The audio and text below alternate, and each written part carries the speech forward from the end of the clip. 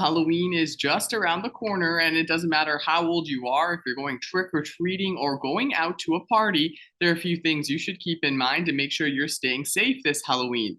I'm joined today by Constable Melanie Flynn from the Lloydminster RCMP detachment to go over some safety tips.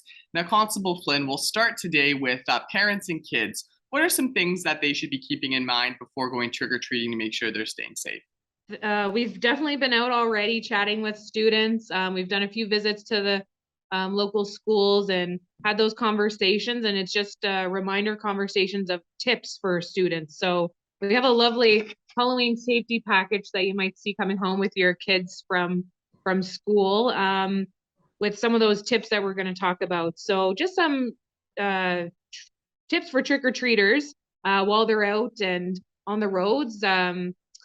I'm always amazed at how many kids already know some of these tips. So my visit this morning, they listed off a lot of them. So just to remind them to, be in a group of more than one or two together if they are trick-or-treating by themselves.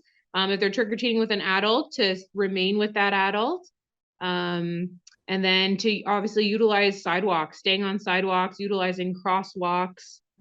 We encourage parents and students to light themselves up, right? To put on flashlights or lights on their costumes, or having glow sticks with them to make sure they're visible to traffic, to motorists. We anticipate, roadways to be busier on Monday and walkways to be busier on Monday.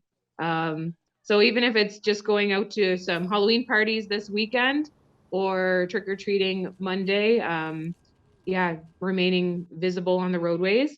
And then another good comment some of the kids mentioned was not going into homes that are not known to them. So if someone asks them to come in for a bit to warm up, because if it is a little chilly, they might just be being courteous, but kids set their own boundaries about that stuff, right? To have those conversations that I'll politely wait out here for and not enter into homes.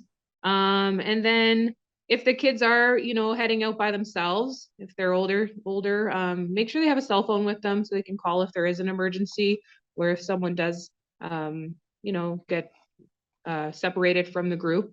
And then also letting your adults in your life know where you're going and when you're coming back. That's an important one. To have some type of guideline on, like, checking in every half hour, every hour, and just knowing the route that your kid's going to be taking, or the houses they're going to be going to. So for motorists on that Monday night, is there things that they should be keeping in mind when they're driving around? Obviously, there'll be more people in general crossing the street and just walking on sidewalks as well. Yeah, just making sure you're really checking at each, I guess expect for there to be more kids to be jumping in and out of, around cars and stuff like that. So we want to make sure motorists are vigilant and slow down through, like, the park zones, the residential zones too. And just when you're coming into those residential areas, just be on the lookout for, kids in their costumes. And we encourage kids to wear, the bright costumes and stuff, but I'm sure there'll be some dark, spooky costumes out there as well. So we want to make sure you're staying vigilant. And if you see something, say something, right? I think that's a big thing too. If you see some of the, the not so good behavior happening on Halloween, to make sure it's getting reported to the police, and we can, do some patrols through those areas to, if there is any tricking that's happening, we can try to change some of that behavior with our presence alone, right? And just for residents, I want to just encourage them to have, like, their walkways lit up, and, put on the outside lights on Monday to light up your space. And I think those are a lot of the safety tips I have for you today. No, those are some great tips, Constable Flynn. Thank you so much for taking some time out of your day to share them with us. We hope everyone has a safe and fun Halloween. Yeah, us as well.